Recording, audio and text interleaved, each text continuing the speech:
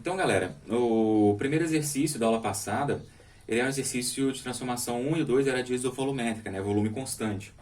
Então, ó, o número 1, numa transformação isovolumétrica, o gás recebe 500 joules de energia na forma de calor. Então, eu tenho o volume constante. Então, vou colocar tipo assim, volume... vou colocar volume constante. Eu vou colocar V1 igual a V2, mas o volume é constante. A quantidade de calor que ele recebe é de 500 joules, então o que é positivo, que recebe calor, e pergunta qual que é a variação da energia interna. Então, ó, pela primeira lei da termodinâmica, a gente tem que a variação da energia interna é igual à quantidade de calor menos o trabalho. Como o volume é constante, o trabalho ele é igual a zero, né? Trabalho é igual a zero, né? Porque o volume é constante. E aí eu tenho que a variação da energia interna ela é igual à quantidade de calor trocada. E aí, no caso, a variação da energia interna, então, é igual a 500 joules. Então, esse é o primeiro exercício, né? É só para a gente ter essa ideia de como utilizar a primeira lei da termodinâmica. O exercício 2 falava o seguinte: sabendo que um mol de gás monoatômico tem sua temperatura elevada em 50 graus Celsius, então tem um N igual a 1 mol e eu tenho uma variação de temperatura igual a 50 graus Celsius. Beleza? Repara que ele fala que a temperatura foi elevada em 50 graus Celsius, não fala que ela foi elevada para 50 graus Celsius. Então, a elevação em 50 graus Celsius já está me falando o valor do ΔT. Porque se falasse que ela tinha sido elevada para 50 graus Celsius, qual foi o valor inicial? Né? Ele não fala qual é o valor inicial, falaria só o valor final. Isso não resolve pra gente. Então, tomar cuidado com isso. Ele falou que a temperatura elevada, né? A sua temperatura elevada em 50 graus Celsius. Então, quer dizer que o meu ΔT vale 50. Uma transformação isovolumétrica. Calcule a quantidade de calor trocada nessa transformação e considere R igual a 8,3 joules por mol vezes Kelvin. Então, mesma coisa. É uma transformação isovolumétrica, né? Então, volume constante. O meu trabalho vale zero, né? Então, ó, variação da energia interna é igual a quantidade de calor menos o trabalho. E o meu trabalho vale zero porque o volume é constante. Mas aí agora ele não me deu o valor da quantidade de calor direto, o valor da variação da energia interna direto. Ele me deu o quê? O número de mols, variação de temperatura e quer saber a quantidade de calor trocada. Então, a variação da energia interna é 3 meios de NR ΔT. E aí ele fala para mim que eu tenho 1 mol de gás, fala para usar o R igual a 8,3, e meu ΔT é positivo, né? Teve a temperatura elevada, então é mais 50. E aí eu calculo, né? Meu ΔU vai ser igual ao quê? Isso vai dar 622,5 joules. Então, eu tenho que 622,5 é igual a quantidade de calor. Então, minha quantidade de calor é de 622,5 joules. Beleza? Essa é a questão número 2. Questão número 3. A questão número 3 já é uma questão de transformação isobárica. Ele fala, numa transformação isobárica, então pressão constante. Pressão constante. Beleza? O gás tem seu volume aumentado em 3 metros cúbicos, então a variação de volume é em 3 metros cúbicos, não é elevado para 3 metros cúbicos, é aumentada em 3 metros cúbicos, então esse é o valor da variação do volume, e perde 800 joules de energia na forma de calor. Então a quantidade de calor é igual a menos 800 joules. Sabendo que a pressão durante a transformação do gás é de 1 pascal, então a pressão é constante e é igual a 1 vezes 10 elevado a 5, né? Pascais, 1 vezes 10 elevado a 5 pascais. Esse é o valor da pressão. Aí, letra A. Calcule a variação da energia interna desse gás. Então, a variação da energia interna é igual a quantidade de calor menos o trabalho. O trabalho, eu não sei, a quantidade de calor já sei o valor, o trabalho ainda não sei, mas eu consigo calcular. Porque trabalho é pressão vezes volume, é a variação do volume, né? Porque como eu tenho pressão constante, eu posso usar a equação, né, do trabalho é igual a P vezes ΔV. Então, meu trabalho vai ser 1 vezes 10 elevado a 5 vezes 3 metros cúbicos. Beleza? E aí eu vou ter, então, um trabalho de 3 vezes 10 a 5 joules. E acabou que eu esqueci de colocar, né? Eu podia ter colocado aqui um 10 a menos 2, porque aí vai dar uma diferença muito grande, né? A quantidade de calor vale menos 800, menos o trabalho, que vale 3 vezes 10 a 5, dá 1, 2, 3, 4, 300 mil, né? Então, meu ΔU vai dar menos 300.800 joules. Beleza? Se tivesse colocado 10 a menos 2 ali, teria ficado 3 vezes 10 ao cubo teria dado 3.000, ou, né, ou 300, se tivesse colocado menos 3, igual nos exemplos ali eu estava colocando. Aí teria dado, tipo, menos 800, menos 300, menos 800, menos 3.000, ia dar um valor menos diferente, assim, né? Aqui deu 300 mil e aqui deu 800, né? Mas beleza. Os exercícios normalmente o que aparecem pra gente em vestibular e tudo não faz essa diferença muito grande. Normalmente eles colocam muito próximo, né? Se o calor está dado na casa das centenas, o trabalho também vai ser na casa das centenas, no máximo na casa dos milhares ali. Beleza? E aí na questão D, ele fala o seguinte, ó, variação de temperatura de 5 mols desse gás. Ele quer saber qual que é a variação de temperatura. Se eu tenho a variação da energia interna, né, então eu consigo calcular. A variação da energia interna é 3 meios de N R delta T. Eu quero saber a variação da temperatura. Ele me deu o número de mols, então 3 meios. O número de mols ele fala que é 5, então 5 vezes 8,3 vezes delta T.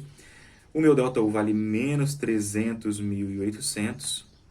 Aqui 3 dividido por 2. E 5 vezes 8,3 dá 41,5 vezes delta T. E aí é só resolver isso aqui agora, né? O 2 passa multiplicando. Opa, não tá pegando mais, né? Então, ó, aí beleza. Coloquei aqui o valor de 300.800, né? Coloquei o 8,3, os 5 mols, né? E multipliquei aqui 5 vezes 8,3, que dá 41,5. O 2 passa multiplicando, isso aqui vai dar 601.600, né? Que 800 vezes 2 dá 1.600, então tá aqui 1.600. E 300.000 dá 600.000. Aqui 3 vezes 41,5 vai dar 100... Barulhinho do telefone aí, né? 123, 124,5 vezes delta T. E aí meu delta T, então, é só dividir agora os dois, né? Meu delta T vai dar 601.600 dividido por 124,5. Tô fazendo tudo de cabeça ali, se eu errei uma continha, desculpa aí, galera. Vou só conferir aqui. 5 vezes 8,3, aqui vezes 3, e 124,5. Então, ó, 601.600 dividido por 124,5. Aí, viu? Deu uma variação de temperatura muito grande. Variação de temperatura de menos 4.832,13 Kelvin. Beleza? Professor, pode dar essa variação? A variação pode. Não existe um valor de temperatura de menos 4.832 Kelvin. Né? Lembra que o Kelvin, o valor mínimo dele é zero. Beleza? Então, se não tem um valor negativo de temperatura em Kelvin, mas você pode ter variação de temperatura negativa. Se você varia a temperatura de 500 Kelvin, né, 500 kelvins para 300 kelvins, você diminuiu a temperatura, então vai dar uma variação de menos 200 kelvins. Então, uma variação negativa pode acontecer, o que não pode é ter a temperatura negativa, beleza?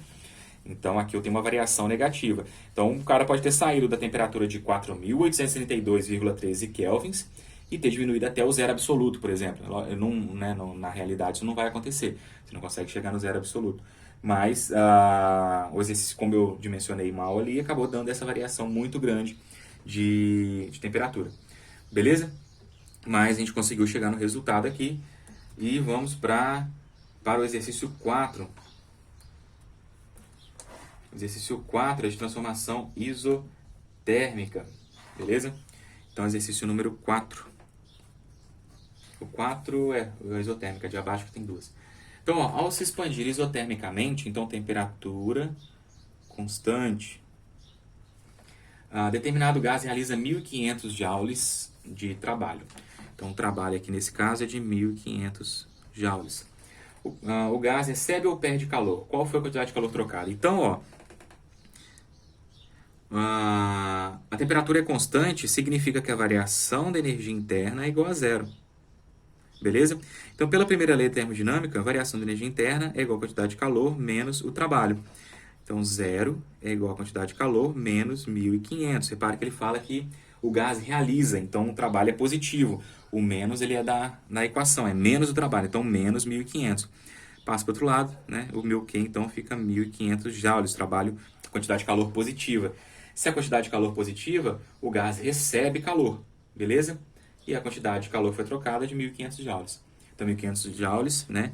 E aqui o gás recebe calor, porque a quantidade de calor é positiva, tá? Então, a questão 4 era só isso. Vamos para a questão 5 e 6, que são de uma transformação adiabática. A questão número 5 fala o seguinte, ó. Um mol de determinado gás monoatômico é comprimido adiabaticamente, recebendo um trabalho de 500 joules. Então, o trabalho aqui é igual a 500 joules. Calcule a variação que ocorre em sua temperatura. Beleza? Então, ele fala para mim que eu tenho 1 mol de gás, né? E é comprimido adiabaticamente. Se ele é comprimido, o volume diminuiu. Beleza? Então, o trabalho tem que ser negativo, menos 500 joules. Então, a variação da energia interna é a quantidade de calor menos o trabalho. Como ele fala que é uma transformação adiabática, a quantidade de calor trocada é igual a zero. Então, a variação da energia interna é igual a menos o trabalho. Então, a variação da energia interna é igual a menos 500 joules. Minha variação da energia interna vai ser igual a 500 joules positivos. Então, eu tenho um aumento de temperatura. Beleza? E aí, para calcular a variação de temperatura, eu tenho que ΔU é 3 meios de NR ΔT. Então, eu tenho 3 meios, o número de mols 1, o R vale 8,3, e a variação de temperatura que eu quero saber. Então, 500 joules é igual 3 vezes 8 vai dar 24, então 24,9 dividido por 2 vezes ΔT. Então, multiplica aqui, vai dar 1000 dividido por 24,9 é igual ao meu ΔT. A minha variação de temperatura, então, agora é 1000 dividido por 24,9. Eu tenho uma variação de temperatura de 40,16 aproximadamente kelvins. Beleza? Então, questão número 5. Só, né, tomar cuidado aqui, ó, como ele fala que o gás é comprimido, por isso que eu coloquei o negativo no trabalho, tá? Porque se o gás é comprimido, o volume diminui. Se o volume diminui, o trabalho é negativo. Se o volume aumenta, o trabalho é positivo. Porque o volume diminuindo quer dizer que alguma coisa comprimiu o gás, alguma coisa fez trabalho sobre o gás. Então, o trabalho é negativo. Quando o gás expande, quer dizer que ele empurrou alguma coisa, né? Ele expandiu. Então, o trabalho é positivo, porque o gás realizou o trabalho. E aí, vamos para a questão 6 e última. A questão 6, ó, calcule o trabalho realizado por 2 mols de um gás que, em uma transformação adiabática, tem sua temperatura diminuída em 100 Kelvin. Então, eu tenho um número de mols igual a 2 mols, beleza? Eu tenho uma variação de temperatura de menos 100 kelvins, beleza? Porque a temperatura é diminuída, então eu tenho uma variação de 100, menos 100. E aí, quem é que calcula o trabalho? Então, ó, ΔU é igual a Q menos o trabalho. Como é uma transformação adiabática, a quantidade de calor trocada é zero. Então, a variação da energia interna é 3 meios de NR ΔT. Beleza? Para calcular o trabalho, eu preciso saber qual que é a variação da energia interna. Beleza? Que aí, ó, o trabalho ele é igual a menos variação da energia interna. Só calcular o valor agora. 3 meios, o número de mols é 2, 8,3 o R, e a variação de temperatura é de menos 100. Então, eu vou cortar 2 com 2, vai sobrar para mim só 8,3 vezes 3, 24,9 vezes menos 100. Então, meu ΔU é igual a menos 2.490 joules negativos. Então, meu trabalho vale menos daqui, com o menos daqui vai ficar menos 2.490. Meu trabalho, então, é de 2.490 joules. Tem um trabalho positivo, né? O gás, ele expande. Beleza? Então, trabalho positivo quer dizer que o gás expandiu, o volume aumentou. Então, galera, era isso aí, nossa aulinha de exercício, nossa aula de exercise, né? E qualquer dúvida, manda mensagem, né? Qualquer dúvida aí, manda mensagenzinha para poder tirar a dúvida. E é isso aí. Valeu, bom fim de semana, beijo.